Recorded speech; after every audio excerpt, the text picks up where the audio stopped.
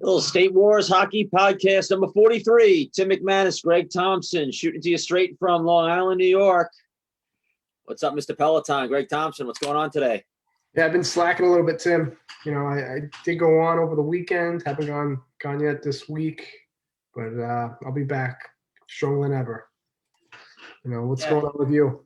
You know, I'll be honest, I've been slacking a little bit too. I mean, I've been riding before games and whatnot, but yeah, haven't done a class in couple weeks. Just been, playing hockey a couple nights a week and this and that. Just, after I do a class, I feel like my legs are shot for a couple days. So yeah, just been doing, 10 minutes, 12-minute rides before. Actually, I shouldn't say that. The Ranger game the other night, I rode during the whole third period, which was a half an hour ride, which was pretty good, just at my own pace. But yeah, if I'm watching the game, I might as well do something instead of just sitting on the couch like a fat bastard, Yeah, I kind of wanted like originally as like a fill-in, right? When I'm not doing anything active that day, maybe hop on, but it's tough with a little one.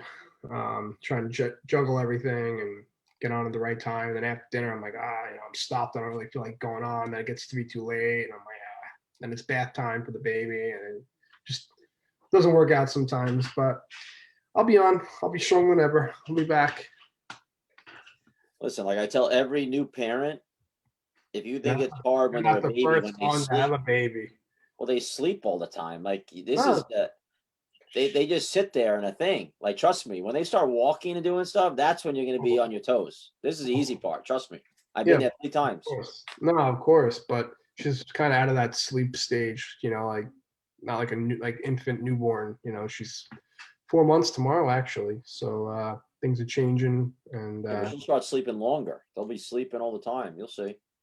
She's been sleeping good at night. So that's key. But you just put them in a little thing and they'll lay there. It's not like they're running around. Like, you can put them next to you when you're on the bike.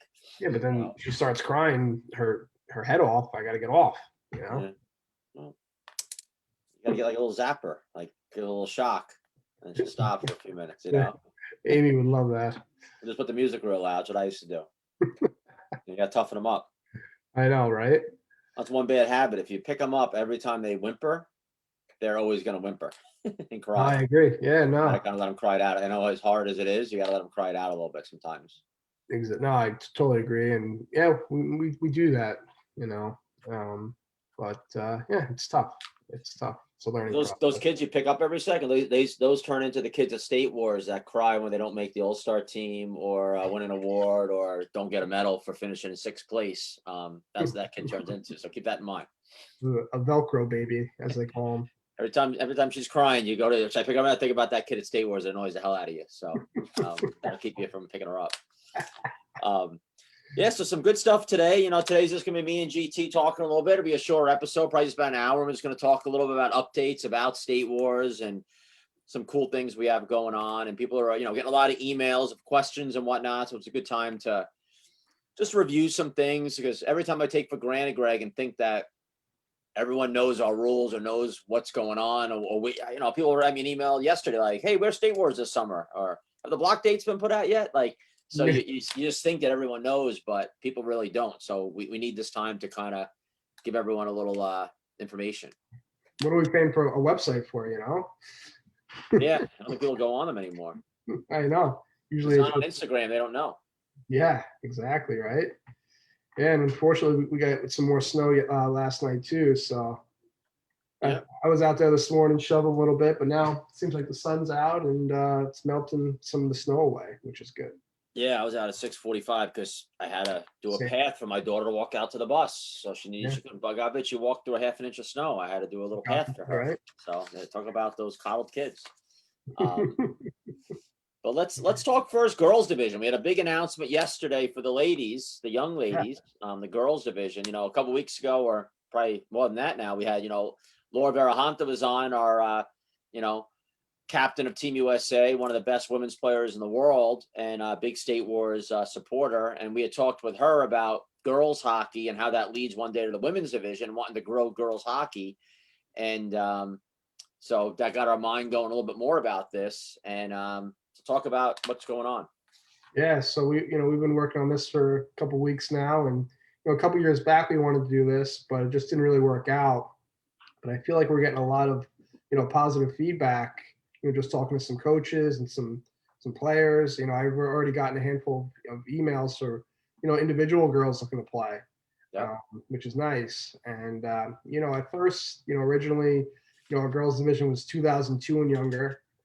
And, what stinks about that is, it's kind of tough to put a younger girl in that division when they're playing against really a grown woman, you know. So we decided to, split that division up and make a girls major, which is going to be 2002 and younger, and then a girls minor, which will be 2005 and younger. So, maybe some of the older minor girls, the 2005s, 2006s, or, whatever, they can play up in the majors as well. So they can play two divisions. So I think that's a pretty cool concept. And we've already gotten, like I said, awesome feedback and, definitely some interest. So hopefully, fingers crossed, we can get both these divisions going. And, real excited, honestly, just because, it's the future of women's hockey, right? These girls have to start somewhere. And let's be honest, as girls get a little older, 2003, 2004, you don't really see them on too many boys teams anymore at State Wars. They just want to play with the girls. I mean, the younger they dominate the boys, and then obviously boys get bigger, stronger. They catch up a little bit. It's harder for them. Yeah, so it's kind of an awkward phase there, and for girls, I think it's awesome. It's a great stepping stool, point, stone, into playing with women. So I think that's pretty cool. And You bring up a good point. I mentioned it. I was talking to Peter Dale on the phone yesterday about this. He's been training a lot of girls, and the Wisconsin will have one or two girls teams for this. Yeah. And I said the same thing. I said, when you have one big girls division, the shame of it is you're going to get a lot of younger girls that are going to come out and just get destroyed by, you having a girl in sixth grade playing against a high school senior. Yeah. And they're probably going to get beat up on, and they may just lose interest, So this allows us to have two different groups, so the younger ones can develop and play in fun games and have a good time, and then eventually move into that older one as they get older. Yeah. But they're not getting blown out where they lose interest, and then that grows to the next one, which eventually grows to the women's division. So we help foster that growth of women's. Whereas with the one big girls, and we've seen it, you probably lose a lot of girls that come and spend all that money to come out to State Wars to lose every game 8-0 and have the Dunn family beat up on them or something back in the day. So I was looking. So 2 years ago in Fort Wayne, we had a 5-team girls division. We had a California team. We had a Roadrunners team, Tour Roadrunners, because, there's no state rules for the girls division. So you can have girls from anywhere. So VO had a team with the Roadrunners with, a couple of the Dunns and a couple girls from Pennsylvania, New York. And then the Southern Stars, coached by our buddy Milo Davis, who, every year is going to put together 12 girls teams. So I'm hoping he just gets one again. But he had a team from a bunch of girls from Florida, Georgia area, which was great. And then we actually had 2 international teams from Namibia and France. Yeah. So hopefully, I know the Namibians are coming this year in general. So hopefully they can have a girls team. They had some really good girls, if you remember. You did, yeah. But now we're talking to, Michigan, and we're talking to Missouri and Wisconsin and California, some different people. I really think we can make this division go better. And I'm hoping to have at least 8 teams in the girls division this year. That's my goal. Yeah, that'd be great. And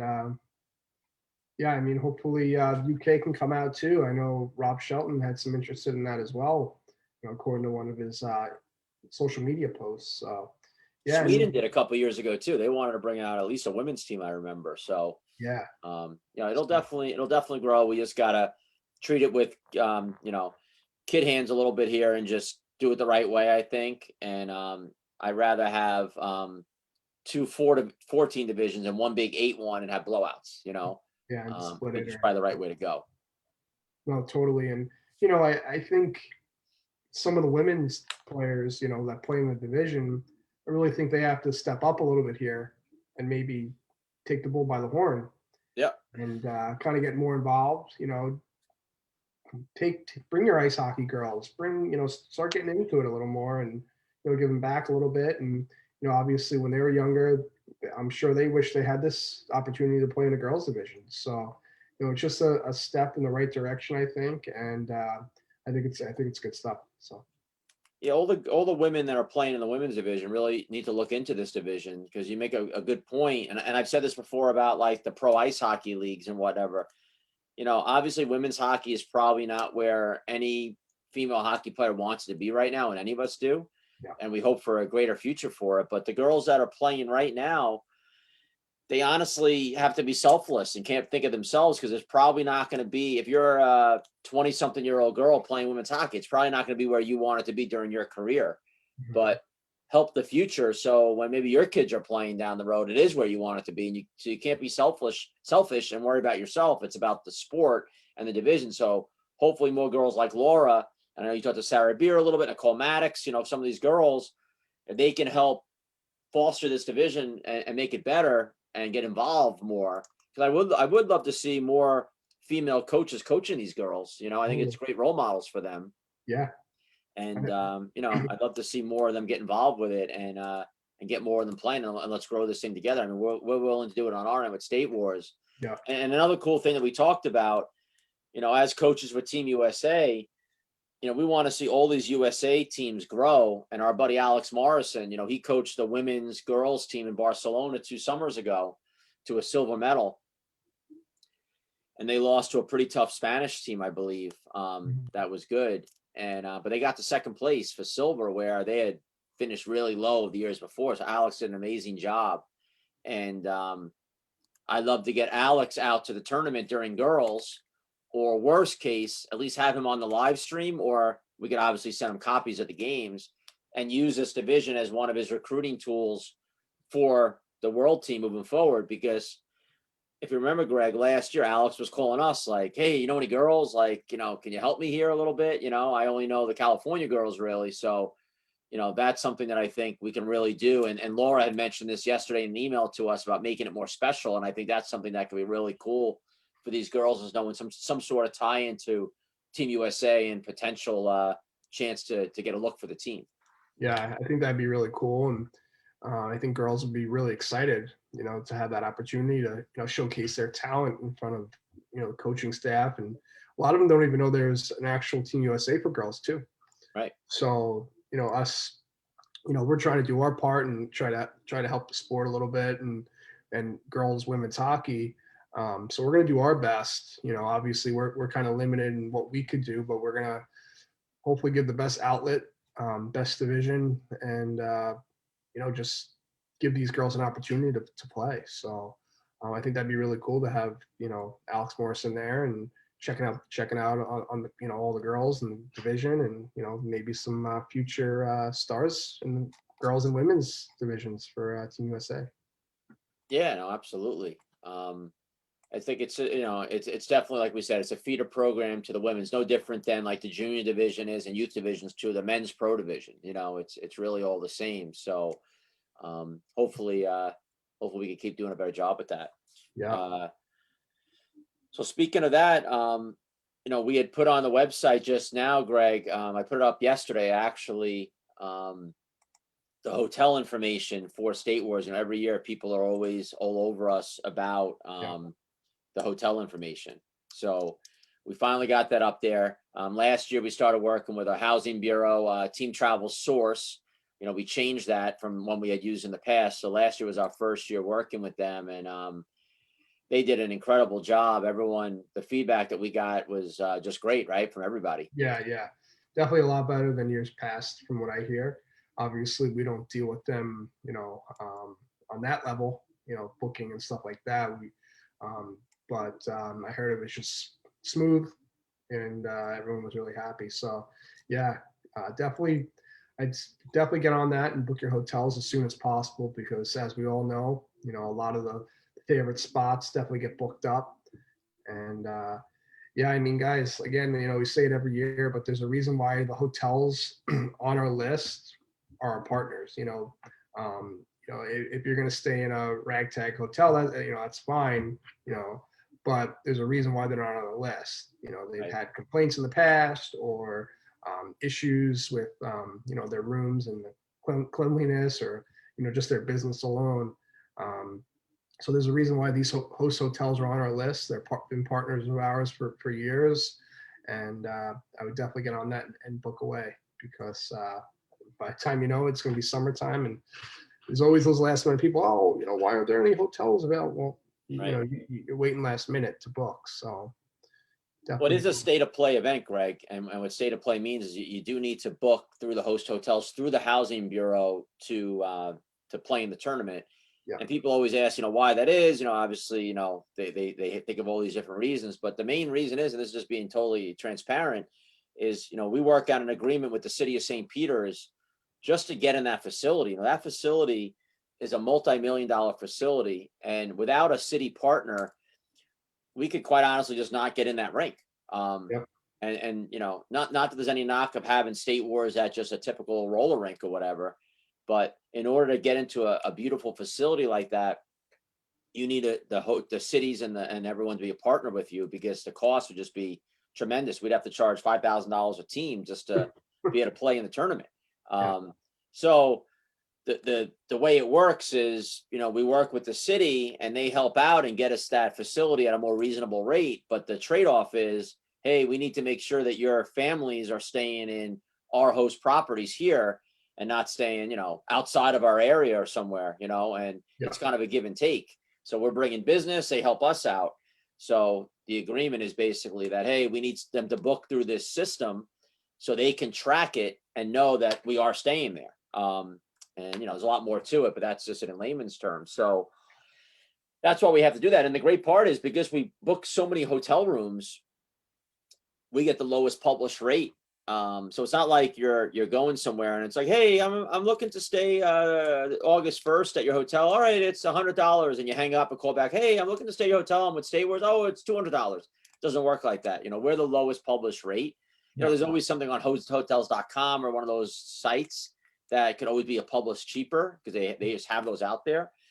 But when you book through those sites, a lot of times, and I've done it and you've seen it when we've gone away for State Wars tryouts, you get a smoking room because they can't guarantee you the kind of room, and then they sometimes sell out and you're screwed. They move you to a different hotel. So you got to book through the system. And the best part is, like you said, all these hotels have been vetted by us or the housing bureau, so they're all good hotels in the right areas. And let's face it, all these cities that we go to, there's bad spots and spots you may not want to be with your family and your friends. So, I always worry about that when we travel somewhere. You're like, how do I really know? Because I know where I live. There's some bad neighborhoods 10 minutes from my house I wouldn't want to be staying at.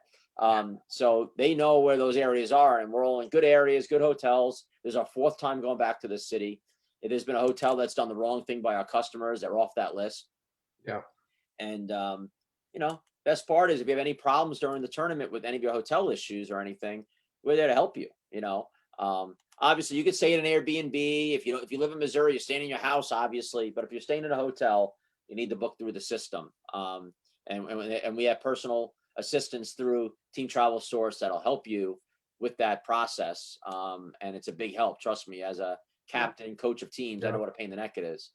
They're there to help you guys. So all that information's on our site now. Just click on info and event hotels, and you can find that information. But they do book up fast, like Greg said. We'll always add more hotels and rooms, but the main hotels do sell out fast, like the Ameristar Casino, the Embassy Suites. There's some of those main hotels. So if you want those, you got to get on them early. Yep, for sure, Tim. Yeah, just go to our website, statewarshockey.com, and go to the info section, host hotels, and you'll see the link and the info there. And get on it. Definitely recommend everyone getting on it and send your teams, because there's always those last minute, oh, there's no hotels. Well, you waited, so right. Definitely get on it. Right, you want to talk a couple birthdays today a little bit, or I know we always talk birthdays a little bit.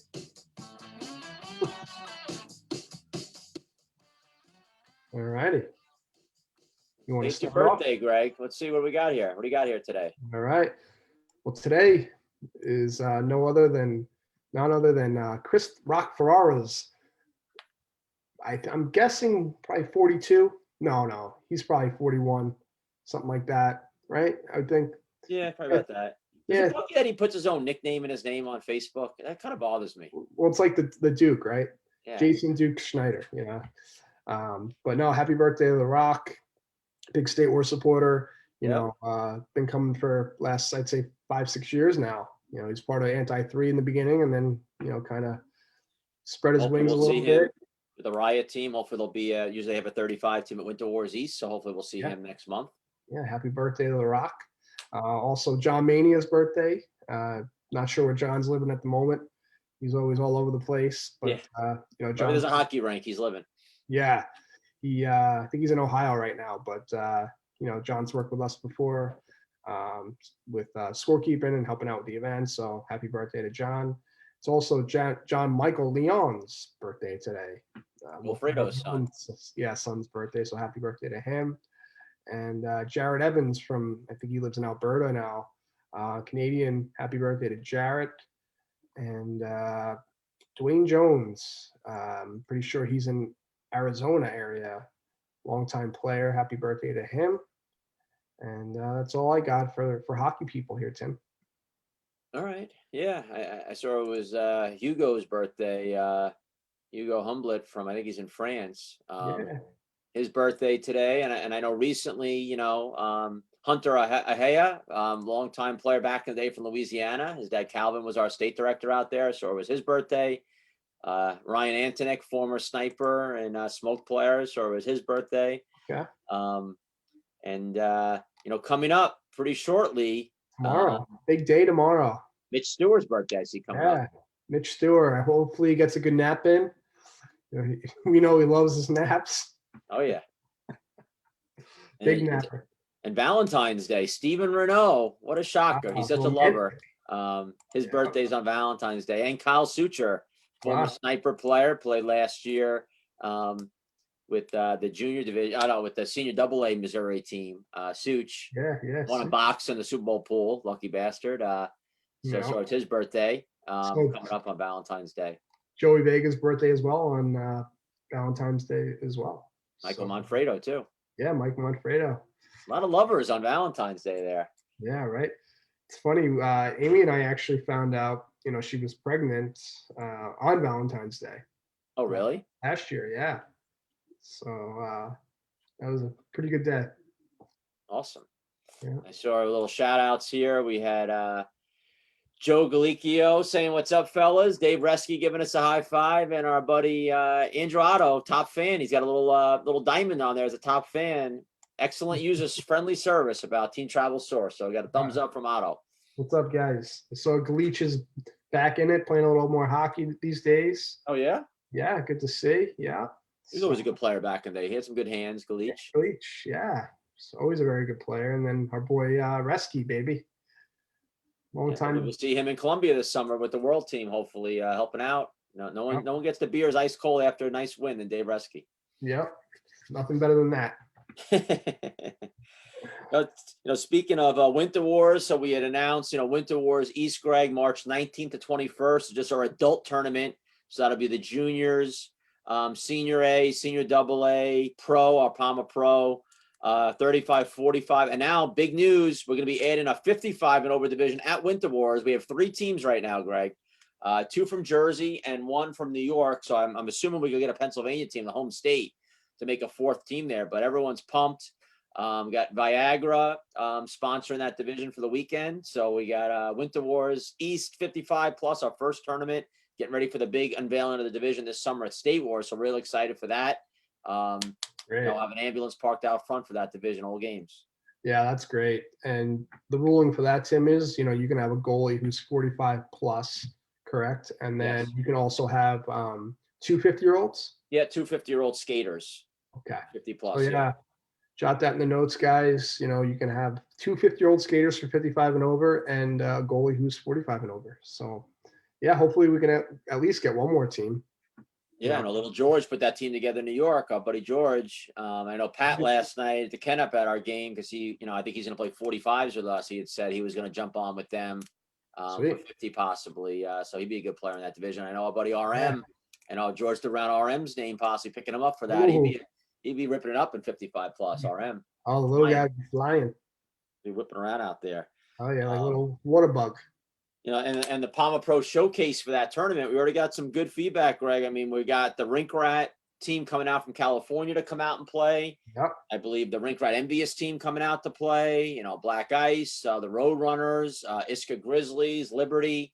Assault. I'm sorry, not the Empire. probably the Assault, but definitely the Empire, right? Yeah. And I actually got a text the other night from Keith from Comagrath, Okay. talking about coming out to play possibly from Vegas, California area with those guys. So that Palma Pro Showcase division is gonna be pretty good for that tournament. And I know the Rink Rat Groove guys are coming out to play juniors as well. So I expect a pretty good junior division as well for Winter Wars East. So looking forward to that competition. You know what? And not having the kids there makes our lives a lot easier for that one weekend. And the guys are going to play prime time all the time. So pretty excited for that. Yeah, I know it's awesome. Also, I think we're gonna have a junior team from Boston, Massachusetts, coming out as well. Great. So yeah, it's gonna be a good tournament. Looking forward to it. I'm sure the guys just want to get out and play already. You know, just been it's been kind of like hell, for some of these guys. They just want to get out and play. So it's gonna be awesome. Looking forward to that. So 100%. And I know the youth division portion of that, we pushed it back to the end of April. So April 23rd to 25th in Broomall at Marple Sports Arena, our buddy Anthony Flynn's facility there, beautiful 2-rink facility, perfect spot for the youth. So that'll be 6 and under on up. We may have a junior division there as well, but 6U on up for that. So ice will be, it started up quick and it's going to run out quick and slow down by then. It should be over. So we should have 100 teams or so for youth on that end. We always have a huge tournament, for Winter Wars and the youth, biggest tournament of the year on the East Coast, including nationals out here. I mean, it's the biggest tournament every year for the last 12 years. So looking forward to that one. And that one gives us a chance then to relax. We're not playing then in the men's and stuff, and we can just relax, deal with the kids, and it'll be a nice, fun weekend. And, let's face it, we could use a second weekend away these days. So it works for us. Yeah, so true. I mean, it's nice not worrying about playing, when you're there. So it's cool to just sit back and watch the kids play and not have to worry about playing. And I mean, we plan on having that at Marple. Awesome facility, 2 rinks there, and Anthony Flynn treats everyone right there, and just a bunch of good stuff there. So we'll have hotel information for that pretty soon as well. Yep. Yeah, the Winter Wars East, the first one is all set, but we should get the Broomall stuff up shortly. And our buddy Vinny Camito said 2 more years. I guess he must be my age, 48. Vinny, relax. You're still dominating 45 and do really pretty well in 35. We don't need you in the 55 division. So, yeah, right. And then Chris Bittner, you know what? I need that division. Maybe we should make a rule. It's 55 plus or 50 plus overweight. Maybe it could be a division. I don't know. Maybe I was thinking maybe a waist size or something. 2 guys over 50 and 2 guys that are just really in bad shape and lazy. We can play. We can make that some kind of thing. But our buddy Bitt, he does pretty well. And I know the Bombers are building up a bomb squad for 45 and over to come out and play. They want to take out the Assault at the next one. So pretty excited to see that. Yeah, for sure. That's good to see those guys back. And, wow, Bittner on another team. Weird. Yeah. He's played on a different team the last 4 tournaments, I think. Yeah, he's turned into that guy. He's just jumping around. He's like that mercenary, right? Guys are hiring him to come in to want to get the gold. I don't know if anyone's won that's grabbed him yet, but he's jumping every tournament. He was on the Bombers, then he came Snipers, then he was part of Richard Austin. Now he's back to the Bombers, I guess. He's all over the place. He's a popular guy. Him and Al Kiston made up. So okay, yeah, go back home. He wasn't allowed to play at Rapid Fire when he was not playing with them. Yeah, so they're back. They're back and better than ever. Yeah, you can't have Batman without Robin, right? I just don't know which one's Batman, which one's Robin now. Who do you think? Batman's probably Al. He runs it. He runs the show. Yeah, I can see Bitt in little Robin outfit. Yeah. Yeah, big outfit. A couple of weeks ago, last week, I guess it was, time's just flying by. We had Rob Laurie on, Greg, and I thought it was one of our best podcasts ever. Oh yeah, having Rob on, the legend there. Oh, cool. One of the best goalies ever, such a humble guy. There was some emotional moments during that, and though we had a little bit of everything during that episode, some laughs, some, a little bit of tears, and just some great stuff. Great and memories. if anyone hasn't checked out that episode, it is on, everything gets uploaded to YouTube after on our YouTube page. just type in SWH podcast and you can find them all. But I thought that was such a great episode last week, Greg. And So good. anyone doesn't come away just obviously knowing what a great player Rob was, but just what a humble guy he is, and a great teammate, right? Oh my God, right? I mean, just some of the stories he had. We could have been on for another couple hours just listening to this guy. It was a long one already. Yeah, just some of the old school stories that he had. I mean, stuff I'd never even heard before, um, some cool stuff. And like you said, it had a little bit of everything and so much history about the sport and where the sport was at one point and where it is now. And it was just so cool to see his story. We didn't touch on a lot of his ice hockey, but he played in a bunch of different cities, in the minors, and um, so it was really neat. And speaking of which, I know you want to announce, maybe you want to share what we're going to do next year for some of the awards for State Wars. Yeah, so really excited for this year. I'm really going to try to do my part just to start educating the young about the history of roller hockey. And of course, with that are the players, the people that have been big names in the sport. And three big names to me are three people that have been part of State Wars and also huge parts of the sport. And that's Rob Laurie as a goaltender, and two players in Joe Cook, who was part of that Anaheim Bullfrog championship team that first year in '93 that Rob was on, and part of the original USA teams, and eventually a coach for Team USA. And he's been a huge part of the sport when he was with Mission and then with Alkali and now with Mars Blade. And then the third person is CJ Yoder, who we had on one of our first guests, who is considered by some to be the greatest player of all time on wheels. And whether that's just from talent or just longevity, if you put everything together, I think CJ's that guy. I mean, there might have been guys that maybe were more talented than CJ. I don't know, but you take talent, longevity, dedication to the sport, winning record, everything, and you mix it all in a blender, and then you come out, you get CJ Yoder as number one. So I spoke to all three of those guys about this, and what we're going to do starting next year is in all our divisions, the awards we give out are going to be named after them. So our most valuable goalie award will now be called the Rob Laurie Most Valuable Goalie Award by Goalie Monkey or whatever. The Best Defenseman Award will be named after Joe Cook. And the MVP Most Valuable Player Award in every division is going to be named after CJ Yoder. And what I love about it, Greg, is, let's face it, normally, honors like that occur after someone's dead, right? Someone's dead, and then years later they name an award after the guy. And, obviously his family knows about it, but he's got no idea about it. So I thought it'd be great to really dedicate something to these guys while they're still, CJ's still playing in the pro division, for God's sakes. Yeah. They're still very active, involved, and get them more involved. And hopefully, I want to, in the State Wars program, dedicate a page on each one of those guys about their story a little bit, and let these young families and kids learn who the ambassadors and the pioneers of the game were, because it's so important, I think, for them to have some history about the sport. And maybe that's something through our website and everything else we can help grow and just be a big part of that. So I'm really excited for it. I know they were all very humbled and excited about the idea too. Yeah, I think that's really important. Even myself, like, just before I started playing, I always love hearing the history about nationals and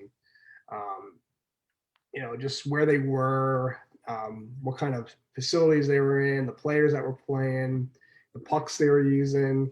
Right. I just love hearing about all that stuff. And then it's funny, when I was, I'd say 12, 14, 16, even probably 18, I knew the winners of like every division, every tournament, every summer national. Now, I mean, we talked about this the other day, like my memory's just going, and so is yours. But I used to remember everything, and just to have it down somewhere, maybe just some old school history, I think that'd be pretty cool, especially like in our program about players or whatever. I just think it'd be cool for people, and especially the younger kids, to maybe look, check it out and wow, like, this is pretty legit. This is cool, man. Like, I want to be like CJ or Rob Laurie, Joe Cook. Like, this is cool stuff. So, well, because if you said to a kid, if you said Marty Brodeur, they would know who he is. If you said Henrik Lundqvist, you know who he is. If you said Brett Hull or Mario Lemieux, obviously they know the NHL guys, but these kids love roller hockey, and that's our sport. Like, I want them to know these guys because CJ Yoder is, you know, a Wayne Gretzky of our sport. Rob Laurie is a Marty Brodeur of our sport. Like, they should know these guys, you know? So hopefully we can do our little part to help with that. And if you think about it, the last person we dedicated anything to at State Wars and had a page in the program about, do you remember who that was? I mean, we did the Messier Leadership Award. No, but I did a page dedicating to someone to educate people about who they were. Do you remember who that was? Was it Walt Frazier? No, Todd Melton. Oh, Todd Melton. And that was after he was dead. You know, after he died, I put his name on a jersey that year and the Todd 99. And I had a page or two in the program about who he was. Yeah. But to my point, he was dead already, you know? So I want to do stuff for these guys while they're, you know, still active and just honoring them and let them be a part. Who knows? CJ Joe were there. They could come out and hand out the award if they wanted to, you know, take a picture with the player. So I think this is a great stuff to help bring the sport a little more together. Yeah, that's awesome. And it's funny. I think we still have a little blurb about Todd Melton on our New Jersey State page on our website. So I think that's cool. Yeah, I mean, I still want to get together maybe a portion of our website and maybe some old facts, some old history, some old players, try to figure something out, you know, try to get some history out there for some people. Yeah. You know, something, you know, Joe and I were on the phone yesterday, Joe Cook, and we were actually talking about the RHI a little bit. You know, he played in it. I worked for the Rock and Roller, so I was involved a little bit with the league. And it was such a cool time of the sport. And we were just talking about how it'd be great if there was an RHI now. And I always hear the young guys, you know, the pro guys talk about it.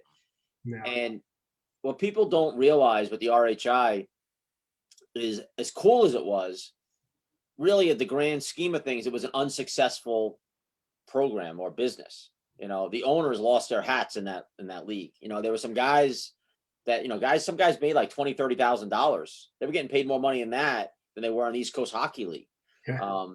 So it was great for some of the guys. But, you know, the Anaheim Bullfrogs were an anomaly. I mean, they sold out 8,000, 10,000 people. I think Joe Cook said home over, they might have like 12,000 people at the game, you know. But that's just that area, that time, new arena, people checking it out. Yeah, you know, teams, you know, the Jaws weren't bringing in those kind of numbers, you know, or, you know, a team in Utah or whatever. So as a whole, to rent you know, I mentioned at the beginning of this, you know, us renting the place like St. Peter's Recplex. Imagine what it costs to rent out Nassau Coliseum back in the day, or, you know, to rent out Anaheim now. You know, you're talking tons of, you know, tens of $1,000s an hour just to rent these places. So you just can't make money doing it, you know. And there's, you know, obviously a way to do a smaller scale, maybe at a skate safe or a rapid fire like Pi-Ha does and stuff. But to go that big, as cool as it sounds, unless you really get TV behind it, there's really no money, you know. And it's unfortunately, you know, if you get some really rich guy who just wants to throw money out and just because he loves it, that's great. But for a true business, RHI at the end of the day lost money. And that's why really, and that was when it was booming. So as cool as it sounds, it would be really tough to mimic that again. And it wouldn't be smart to copy it because it didn't make money, you know. That's what people don't realize. Maybe copy some of the, you know, stuff they did, but yeah, it's definitely has to go to smaller venues, that's for sure. And you know, a lot of guys didn't even get paid from that too. I know.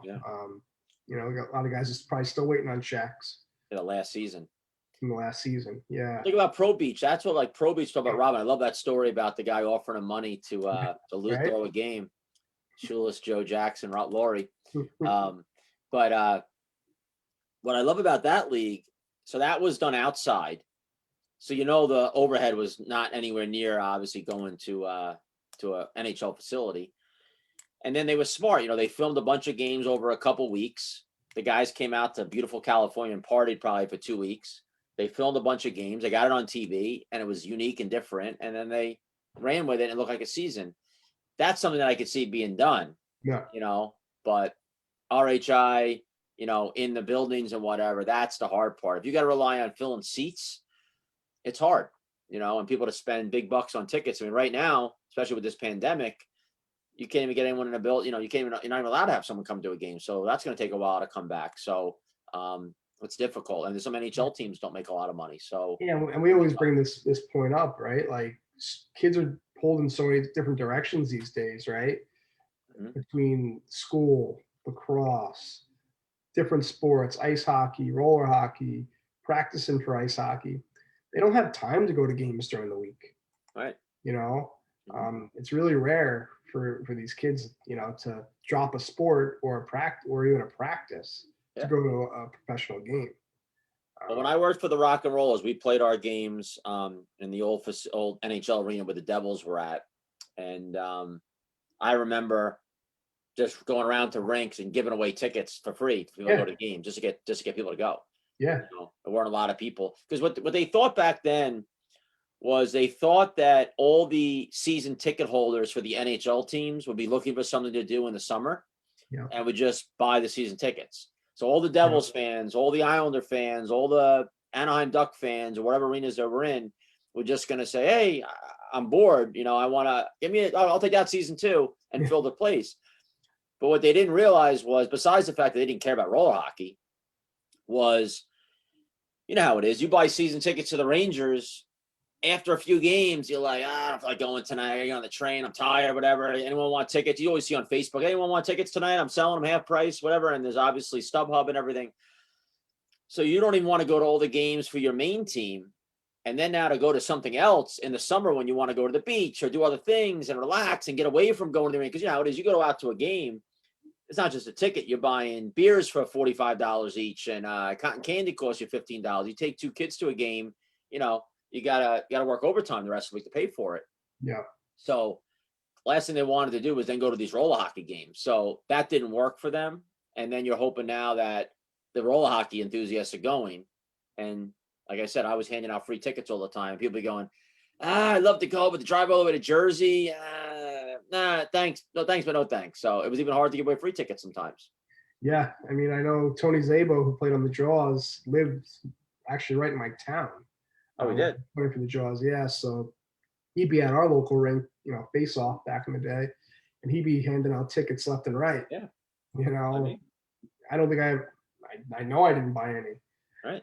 but it was pretty cool back then. I remember they used to have youth games after the games. So I Mhm. remember I didn't play in it, but a team from our area, the Craft Tech Crunch, they played against the 104th Precinct Oh, really?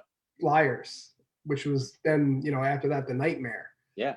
So I remember watching those guys play, laughing, Pudge and Gary, those Right. guys, they were all playing. But I remember that. So that was kind of cool. That was neat. Brian Higney, trivia question. Why does CJ Yoda use a half blade on his sticks, Greg? I'm pretty sure he told me why one time, but I can't remember. So he cuts off part of his blade? Yeah. Yeah. I just figured he just didn't buy a stick, the cheap bastard, and just found I used one and it was broken and he just was using that. Yeah. All right, Higgs. Why? Why does he All right, come, Higgs. Higgs? Higgs got some secret I liked you chirping Higgs yesterday. He put up a picture on his Facebook with the big proof Yeah. across it. Yeah. So that cheap bastard didn't even buy his picture or whatever. I guess it was at the Arch tournament last week in Colorado. Darren will not let him in the next tournament if he finds out about that. He's gonna add it on to his entry fee. Big proof across it. I remember Darren one year told me he was putting across the pictures Bender or something like that, just so guys wouldn't do that because they'd be embarrassed to do it, which I thought was a great idea. Great idea. Um, That's awesome. but yeah, so those awards we're real excited about. So with Joe Cook, CJ Yoda, Rob Laurie, those will be our first three guys used for that. And I can see a lot of guys that are playing the game now, Greg. The Travis Snows, the Matt White, the PJ DiMartinos. There's Shane Fox. There's so many great players playing. Troy Redmond, Mike Machinsky, like so many guys that maybe one day awards maybe after those guys. There's so many great players in the sport these days. Yeah, for sure. We're gonna have to think of some more awards. Greg To Thompson, yeah, so we're gonna have to think of some more awards to give out, yeah, 100%. or maybe the all-star teams we do, Pride and Honor. We name it after a player, something like Right.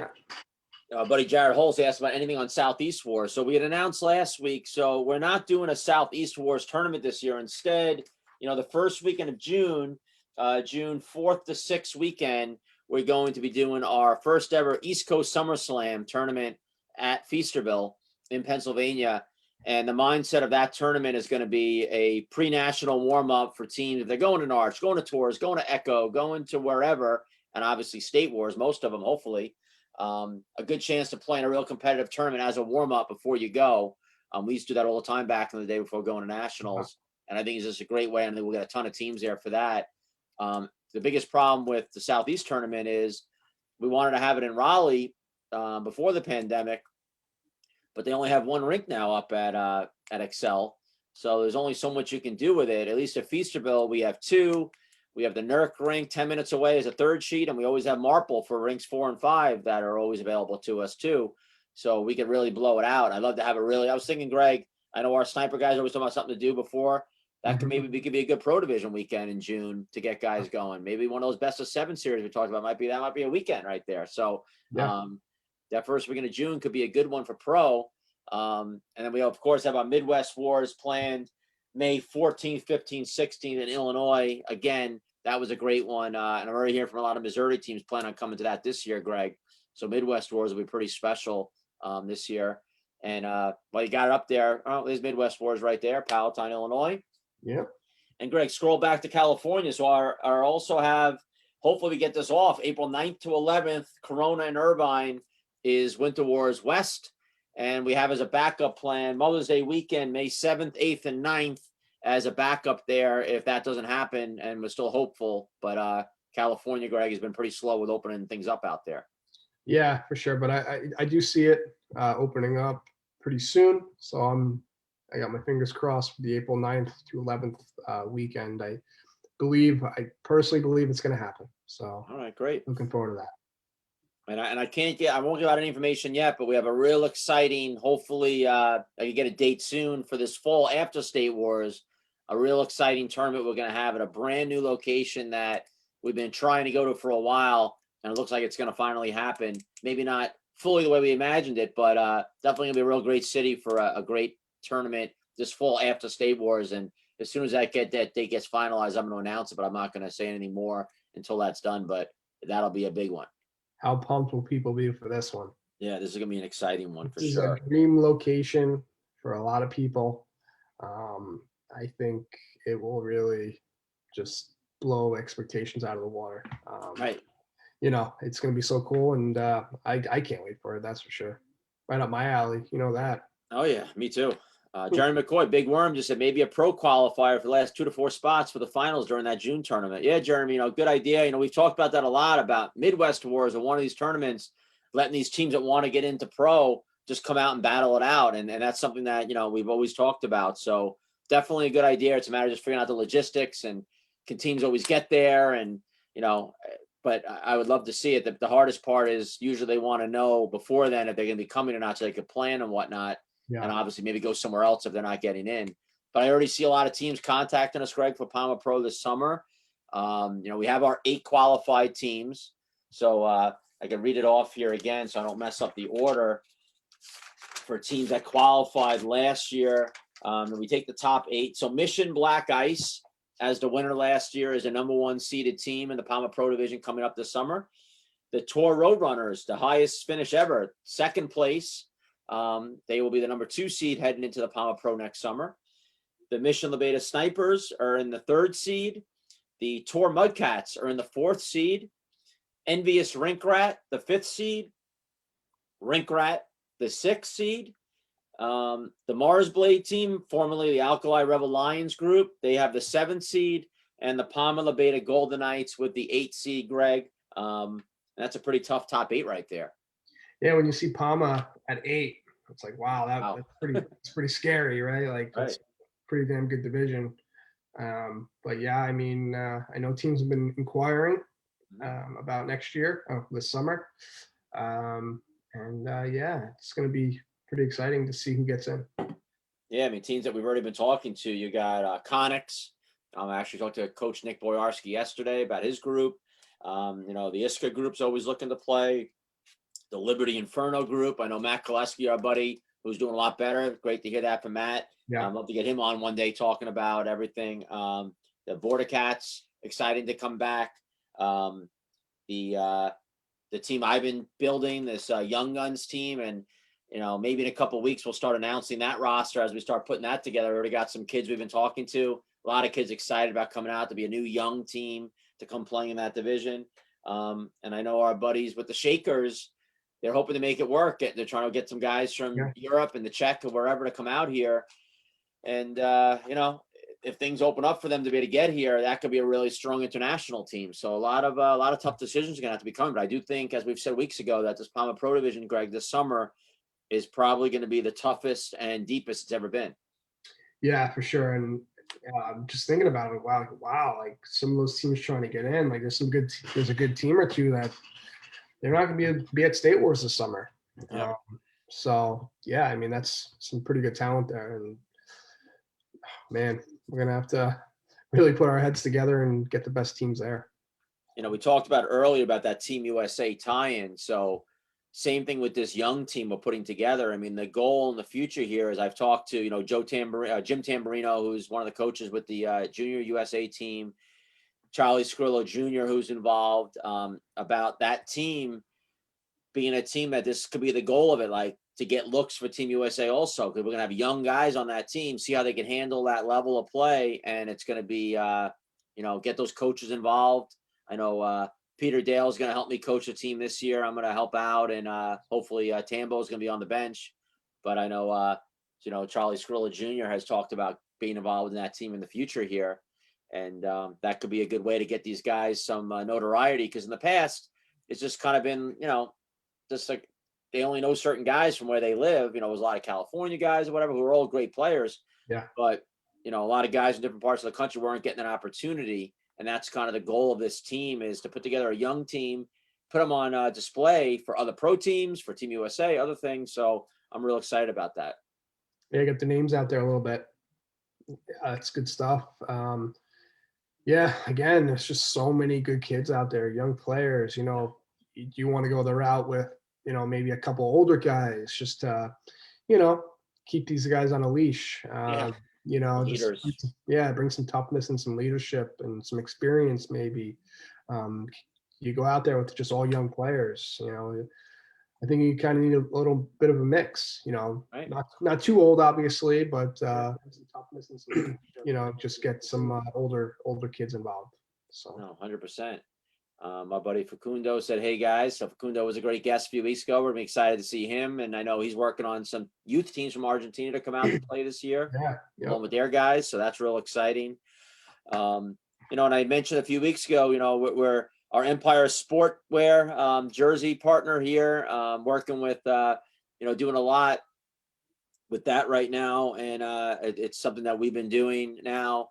We've always been in the, working with jerseys with our customers for 16 years now, but the last couple of years without tryouts, we're not supplying uniforms, but I've been helping out here with this. It's a brand that I started, and we've already got about 15 different teams we're working with on uniforms, custom pants, custom jerseys, and keeping the prices really low for our customers and get them the best quality. So if anyone out there, for any of their teams, House League, State Wars, other tournaments, is looking for that, just contact me and I could get you some information. And everyone we've talked to has been very pleased. And actually, we have about 6 different house leagues around the country that we've turned over now to our uniforms, and they're just loving the stuff, and we're able to get them great prices and better quality.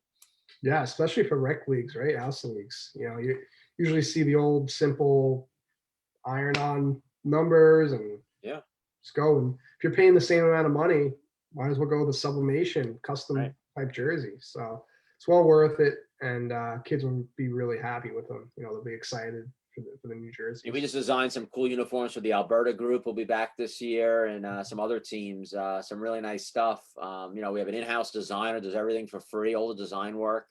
My buddy Chris Hoysick, we were designing a jersey for him the other day, and I think we did about 3 hours worth of corrections and changes on with the designer. So you can't put a price tag having on a free designer to help out with all that stuff. So people just send us like a sketch drawing. Hey, we want this.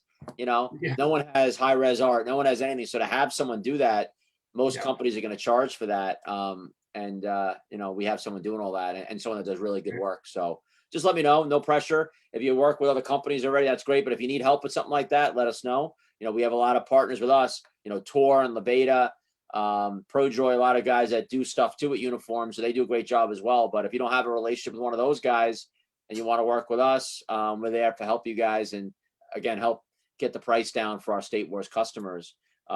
Smiley Rob Perugini said, "Forget the kids. What about the 35 and over? That's the real talent." So yeah, the 35 and over. That's like the new age pro division. I say, especially in our AAA.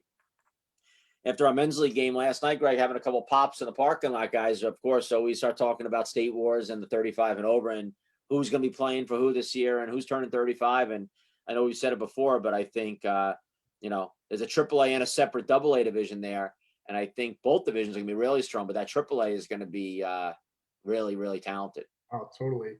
Especially if the Argentina guys come out as well. Yep. They had a nice little mix to the group. Some high-end talent there that, they work their horses off.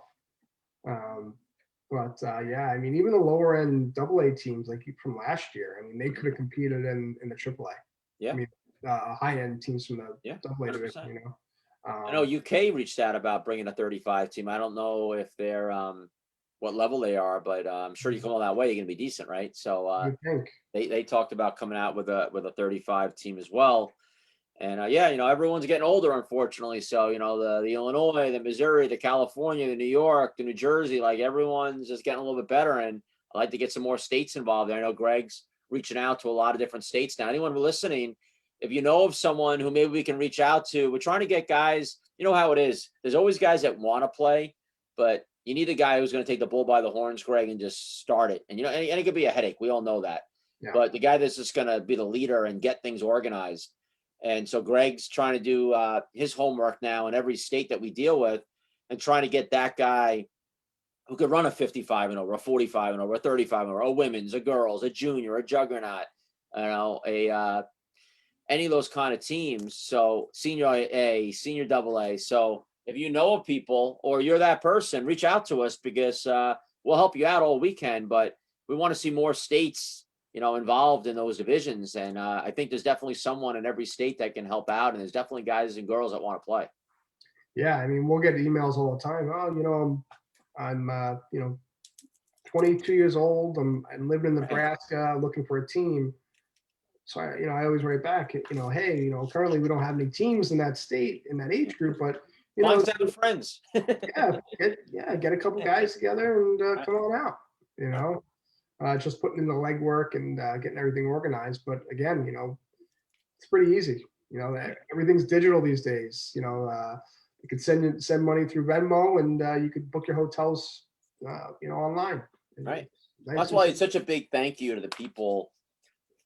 Guys we were just talking about today, Vinny Comito, Andrew Otto was on today, guys like that, say for Winter Wars and State Wars, Vinny we haven't gotten him to State Wars yet, but we need to. But like Winter Wars, just all the work they put in to get their teams together and organize. And it's a lot of work. Andrew Otto, he's at Fort Wayne last year dealing with a pandemic and who's bailing, who's not showing up. And he's back and forth getting guys or play, it's probably, he got so great dealing with it. He probably lost a couple of years of his life. Yeah, but those are the guys that make it all happen. And of course, we got our guys that run all the youth programs. There's too many to name right now. But those are the guys that really make the sport roll. And, we thank you to those guys. But we need more people like that, just getting involved and helping out. And it's a lot of fun, obviously. So I know Rob Laurie talked a lot about last week about just the memories of these tournaments and stuff and what it means. And, it's just, a big part of our lives.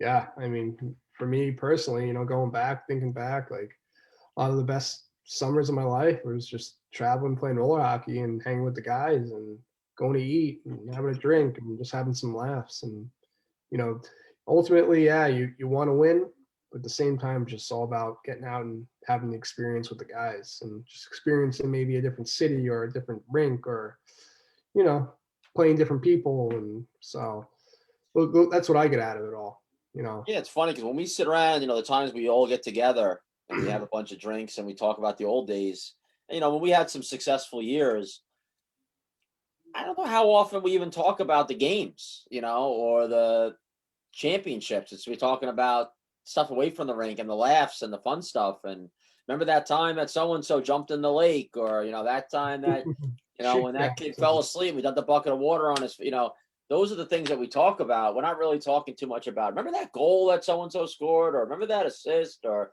remember that medal we won? Like, it's really about the extracurricular and the memories. Yep. You know, so that's the stuff I think people need to always remember. You know, winning's great, but it's not just about winning. And if you measure success just on winning, most people will be disappointed in life. It's about the ride, getting there and stuff, and having fun. So Yeah, I it's agree. it's more about the laughs and the stories than about necessarily the wins. So we got to get more people involved. And you know, if you're playing the sport of roll hockey and you're not at State Wars, I'm sorry, but you're missing out. Like, you got to be there.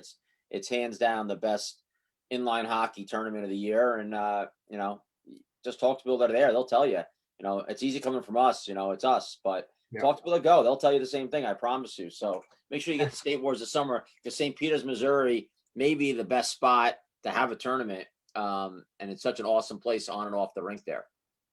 No, it's the best even for us. I mean, you know, after a late night at the rink, you know, we're going to bed, and well, we're leaving the rink trying to get to bed, and there's still 100+ guys at the bar, Yeah. drinking beers and just lapping it up and having fun.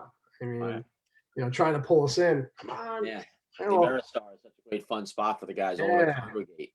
yeah. So I just think it's so cool, and you know, teams are always hanging out and getting to know each other, and yeah, I just think it's awesome. So You know, what I love too about State Wars, to that point, is there's so many guys that know guys from other parts of the country now, and they've become buddies. You know, where yeah, I don't remember that before too much. You know, now it seems like, you know, I was talking to someone the other day, and they were saying that, like, with the 35s and the 45s and these divisions, the men's divisions, you know, it's like, it's almost like a reunion every year. You know, you get together, you know, you go into State Wars that summer, and you're going to play some hockey, and you're going to see your buddies from all different parts of the country, now different parts of the world, that you see that once a year, yeah, and get to spend 3 or 4 days with them, and hang out and have fun. So, yeah. and yeah, Jerry Football McCoy pop. mentioned, and there's Lions Choice. So yeah, you got it all there. Lions Choice, State Wars, and Missouri. That's in Ameristar. That's a hat trick for me. Yeah, you got emos too. Yeah, Emos, Emos, and you know, my favorite spot, Cybergs. Ibergs. Love Cybergs. Greg loves the wing sauce at Cybergs. I'm still more of a Croxley's guy, but I do like Cybergs too. We had our staff party there the one year. We did. We sure did. That's when Rob Coggin got shoe checked. I think he Yeah, was wearing twice. snakeskin boots that he Yeah, had by on. Andy Cripps. Yeah, he had some. Only hot dogs. person in the history of all our nights out to be shoe checked twice was Rob Coggin. For those at home that don't know what shoe checked is, so we'd all be out to dinner, or this time a staff party, and then all of a sudden you would hear someone kind of take a glass, kind of like at a wedding, and hit the glass, and then everyone checks their shoes, and it means that somebody somehow snuck under the table and dumped some ketchup or some mayo or something on their shoes, and then that person who got shoe checked is supposed to get up, stand on the chair, and say a joke to the whole group. But Rob Coggin, our head official that year, It wasn't he too got long it, didn't take it too well. He didn't tell a joke. He ran off to the bathroom, was really mad, came back, and about hour later, you hear the bang again, and everyone looks down, and all you hear is, "You gotta be kidding." And it was Rob, and he got hit again, and he was not happy. No, he was not happy. That's basically what a shoe check. Remember, there was a great shoe check in you weren't there, in Slovakia. We were at the U.S. team in Bratislava, 2017. We all went to a Benihana's of all places for dinner one night, and John Chavo got shoe checked, and he stood up and actually told a really funny joke, and it was a great, with him just showing that side of him or whatever, and he just took it with a grain of salt and laughed it up, and I think all the guys loved it. So definitely some fun stuff. That's the kind of stuff I remember more than the wins. Of course. Yeah, I don't even know any jokes these days. Yeah. I'd have to look them up. You know, back in the day, used to know a bunch, but now it's like, oh, does anyone even tell jokes anymore? You know? Yeah, I don't know if a knock joke would do with these guys. Yeah, You know? no, not at all. And nowadays, you got to watch what you say. Yeah, right. Yeah, there's no Yeah. comedy anymore in 2021 America. I don't think you can't. Anything you laugh about is offendable by somebody. So Oh, yep. So true. I cannot be a stand-up comic today. That's for sure. Well, what else is on your plate? Anything else we want to talk about State Wars wise here, Tim? I think we pretty much hit everything. We hit the girls division. We hit the Winter Wars tournaments and other tournaments. We hit the Legends Award. We hit talked about the hotels a little bit and everything else, the birthdays. That's pretty much everything. Again, State Wars this summer. The overall dates are being held July 20th to August 2nd at the St. Peter's Recplex in St. Peter's, Missouri. It's a facility. It's got 3 NHL size air conditioned rinks. Melt the ice. We bring in our sport court or still mat on the main rink again this year. It's such a great spot. Our block dates are available on our website. If you go to statewarshockey.com, click on the info button, you can get the block dates per division. Everything's on there. It's only less than 15 minutes from the Lambert International Airport in St. Louis there. And the airport's only about 15 minutes, like I said, from the rink, from the hotel areas where everything is. So it's a great spot for that. Yep. And everything's right there.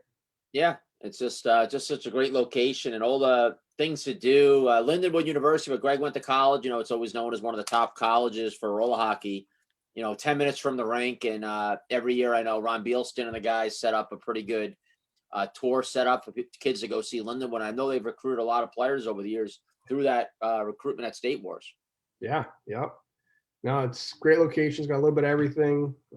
My mom loves going there, and she's going to hopefully come back this year. And and it's built up so much, over the years. I mean, the restaurants, the hotels, the casinos, the sites, downtown's pretty close. You can see the Arch, and a lot of cool stuff over there, and families will definitely enjoy it. So I think the biggest crowds we ever get for games, Greg, are always here. Yeah, because there's just such a big roller hockey family out there that just love the sport. Guys have been around forever. I don't know. I think there's probably more out there than in California. I would say. And all the old school guys always come back and watch pro games or whatever's going on, big games in the area, and just so much history of roller hockey in that area. And it shows because we have so many teams in the senior A division and the open divisions, guys still playing. So the guys come back, and Car Shield was one of our big sponsors. We did Car Shield TV last year with the Palmer Pro division with our live stream, and hopefully plan to do the same this year. They're so big out there, and they do such a great job with getting more men's guys playing. So I'm sure they could help us, Nick Hamilton and the guys, just to help get word out to more people about the games, because I would love to get more Missourians to these Palmer Pro playoff games and whatnot, just to come watch. It's free, right? Why not come? Yeah. So I'm sure we could do even a better job of getting that information out, make the place packed for the pro games, assuming we're allowed to at that point. Our buddy, I haven't talked to him in a long time. Bill Ventura says afternoon, gentlemen. So I miss those daily calls with Bill. He used to call the office all the time. Yeah, had some good conversations with Bill back in the day, and hopefully he's not working too hard. Hopefully he's almost retired. He works on cars, and right. Bill's a great guy. Oh yeah, former military man, our buddy Bill. So hello to Bill. And so great job here today. Also want to hopefully we've been talking with actually Phil Maroon, and I mentioned to Cam Jansen a while back, ex NHL player who lives in the St. Louis area, who he runs a podcast himself. About hopefully former NHLer. Yeah, he played a bunch of years in the NHL for the Devils and Blues. Big fighter. Yep. But yeah, he's got a podcast, and they're hoping to set up during State Wars, and maybe that will attract some fans there as well. So that'd be pretty cool. That'd be awesome. Yeah, no, that's great. So yeah, anything we could do to generate more interest in the sport is always a great thing. And we want to thank everybody for tuning in today. Again, today was a little bit more of just a informational type day. We didn't have an exciting guest on or anything today. We today decided we wanted to just talk about State Wars a little bit and things we have coming up. So I think we did that pretty well. And next week we'll be back on here. Hopefully we'll have a good guest on for you. And everybody have a good rest of the day. Yeah, thanks for tuning in, and see you next week. The voice of State Wars Hockey, and you are watching the SWH podcast, brought to you by Glass Half Full Productions. Thank you to all of our amazing sponsors: Mission Bauer, Tour, Alkali, La Beta, Rink Rat, Conix, Warrior, Monkey Sports, Yord Watches, Car Shield, Rocket Puck, Wraparound, and Top Shelf Targets. We look forward to seeing you all on the rink soon. Wait, didn't mean to cut you off. Did you have a final thought there, Greg? Oh, no, but we could talk about some TV shows before we go. Oh, okay. Watch anything good? What am I watching right now? In honor of my buddy Matt Koleski, we talk about it all the time. I started watching. I'm doing a little Bond work right now. I'm going back watching some James Bond right now. Yeah. So been doing a little Bond marathon. So that's what I've been doing right now. I was texting with him the other night talking about some. We always talk about James Bond or whatever. So doing that right now, and that show Your Honor I told you about on Showtime is actually this Sunday is the final episode of the season, episode number 10. So that's been great. And it's so hard now watching a show like that, old school, where you got to wait all week for the next episode. I'm so spoiled, used to Netflix and whatnot. You bang everything out in a couple of days. So I know you haven't watched that show yet. Definitely now you can watch it and bang them out. Definitely check out Your Honor on Showtime. It's pretty good. That's good. Yeah, I want to check that out. James Bond, wow. That brings back some memories watching that. I'm watching The Sinner right now on Netflix. How is that? Did you watch the first couple seasons?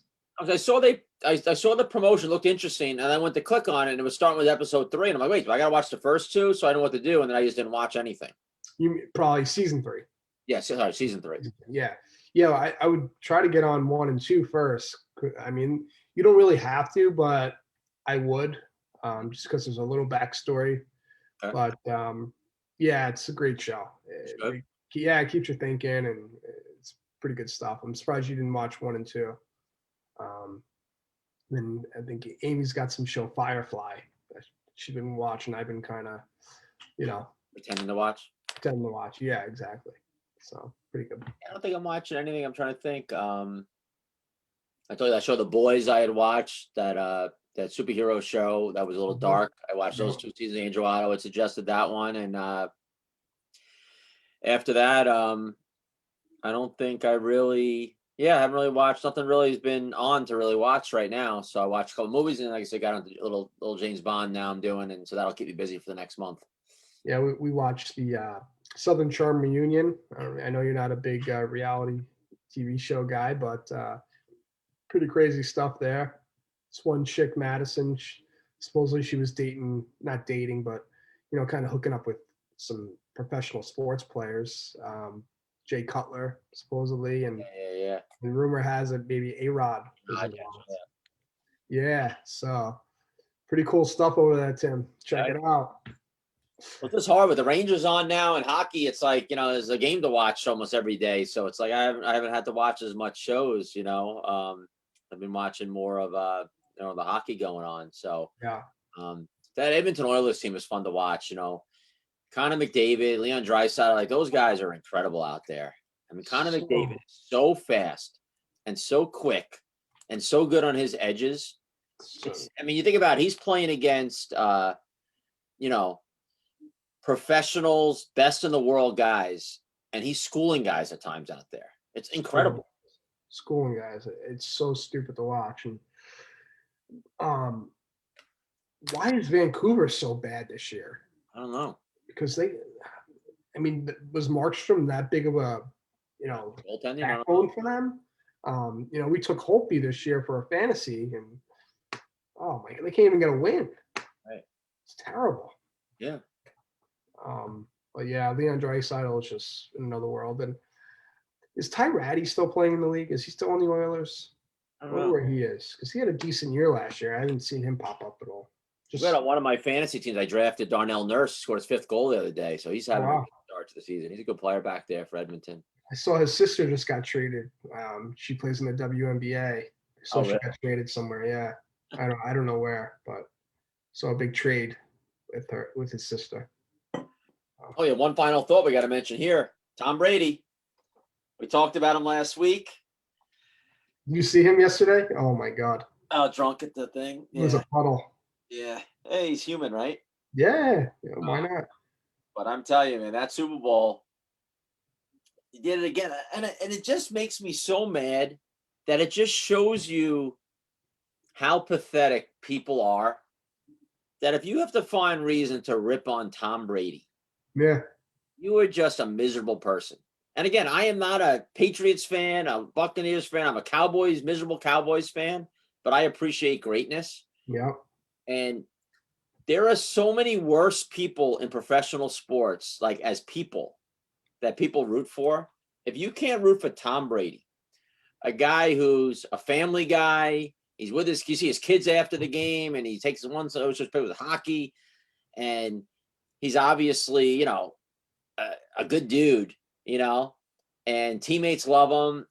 The fact that he's won his 7th Super Bowl, where he has more Super Bowl wins than any franchise in Super Bowl history.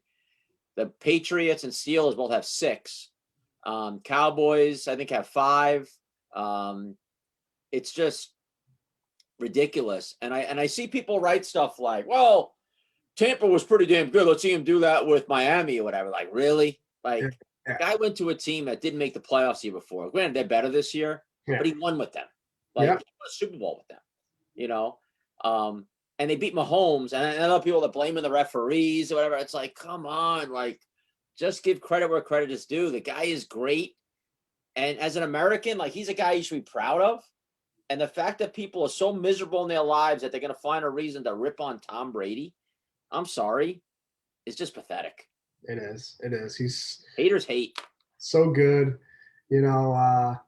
Deflategate, right? Like people are all up on that. And I mean, come on, guy's nasty. He's a stud, and he's the best to ever play, and he's still doing it at 43 years old. Right. Listen, do I think that Deflategate, there was some truth to that? Absolutely. Like, if Tom Brady holds the ball 100,000 times a day, he knows if something's going on. But it makes me think that they all do stuff. Like, you know what I mean? Like, really? Like, come on. Listen, he does it without it. So I mean, how many guys take steroids in sports and do other kind of things? I mean, I don't know. Tom Brady to me is the ultimate like American like athlete. Yeah. And like I said, there's so many people in pro sports who you got criminals in pro sports, guys that have been arrested for beating women or murders or so many other things have gone on, using drugs and everything. And here's a guy, he's basically ripped on because people are jealous. They're jealous that he's good looking, has a beautiful wife, great family, beautiful family. He's rich and he wins, and people are jealous of him. So then they find a reason to make fun of him or knock him or whatever. But come on, and the Chiefs team was everyone all year was saying no one could beat the Chiefs. Yeah. This guy went into Green Bay and beat Aaron Rodgers, and then went and beat Mahomes. And people could blame refs whatever calls they want. Their defense played outstanding. They were all over him. And beat Mahomes and the Chiefs. And if you got to find a reason to rip on Tom Brady again, I'm sorry, but you need to have your head examined a little bit. Like you have some jealousy issues. Yeah, I agree. Do we dare bring up the Dallas Mavericks and Mark Cuban? Yeah, I mean, we haven't really brought up too many controversial issues on this podcast because, we try to stay out of politics and everything else. But yeah, when I saw that he was against playing the national anthem before games, that really upset me. For most people. But it looked like the NBA fought back on that a little bit, and they're saying, oh, that's not going to happen, which I was great to see because I think that's kind of a joke. Yeah, I always thought I don't know. I think it's a joke. Obviously, if guys want to kneel, but yeah, I think you have to play the national anthem. And I know for me, I mean, I love hearing the national anthem before a game. It kind of gets me going, gets my mind right, and just kind of makes you respect, our country. And obviously, I know there's stuff people don't like what's going on or, whatever political wise, but it's still your country, and take some pride in it, I think. So.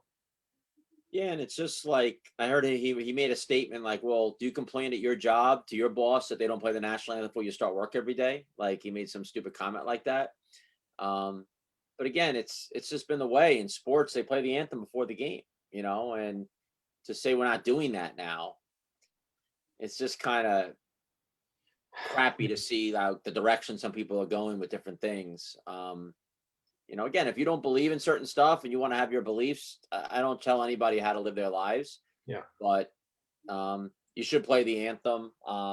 And that's just, my opinion. And I'm glad the NBA actually, because what happens is I saw that, and the first thing I thought of was, I hope nobody goes to the Mavericks games when they open up. I hope everybody stays home and no one goes to the games, and let him lose a boatload of money for a stupid decision. That's what I think about of it, And I'm actually surprised. I always liked him on like Shark Tank and stuff, but now I lose a lot of respect for him now. He's a guy that made billions of dollars. Got lucky on some tech stuff here in the United States, and lives in his mansion or whatever. And he's going to make all these comments. And meanwhile, you got all these people out there, dedicating their lives to keeping our country free and safe and everything else. And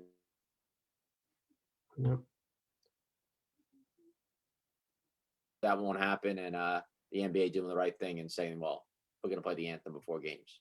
Yeah.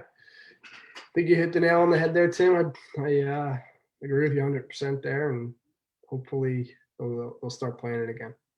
When we won and you did it a lot more than I did as a player, but when we won the World Championships in Slovakia, one thing that really struck me there at IIHF was the first thing I noticed was, they had the rafters in order of your seeding going into the tournament. Oh. So USA, we were actually the 5th seed going into the tournament that year, which I didn't even realize how bad they had done the year before.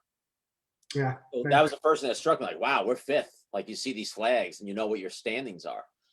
And then after every game you'd play, both teams would line up, because it was like an hour and a half ordeal every game. Both teams would line up and they would play the anthem of the team that won their that country's anthem as like a little reward at the end of every game, and they would announce players of the game or whatever. And I remember, like, that made me feel really prideful. I was in a foreign country representing USA, and hearing that anthem after every win, it kind of got you a little bit, And then obviously winning the whole thing, and after the gold medal game, then playing that, everyone singing or whatever. It really is a real special thing. And really, I think when you're not here and you're in another country, it makes you really appreciate it a lot more. And I'm sure you, as someone that represented USA for a long time, took a lot of pride in it, being the captain of the team of all things. That really is important, right? That anthem, when you hear it. Oh yeah. I mean, that's why it just drives me crazy when I hear this type of stuff, because I take so much pride and just love it. And I just couldn't imagine not listening to the anthem before a game. I mean, right. Just crazy. But, it's crazy stuff. But people today, there's so many different opinions on everything, and who's mad about the vaccine, who doesn't like this, who doesn't like that. There's all stuff, and it's like you can't win. People don't even like Tom Brady. So when you hear that, that you can't win on social media. So you're right. There's some people that don't like us, don't like State Wars, and whatever. Don't come. It is what it is. But yeah, so that's great for today. Great job as always, GT. Happy Thursday. The rest of the day, I'm going to see GT later. We got a little practice tonight with our 16U new junior sniper team tryout again tonight over at Skate Safe with some of the boys. So excited to be coaching with you there with that. That'll be fun tonight. Yeah, we'll see you soon. And, just going to think of some drills for later on. Yeah, we got a small group tonight, so it might just be a little fun stuff, but we'll see. Cool. All right, buddy. We'll see you later on. Everyone back at home. Thank you. And we'll see you next week on the SWH podcast. Love, peace, and hair grease. Yeah. Let's have full productions. Let's keep it going, baby. See you next week.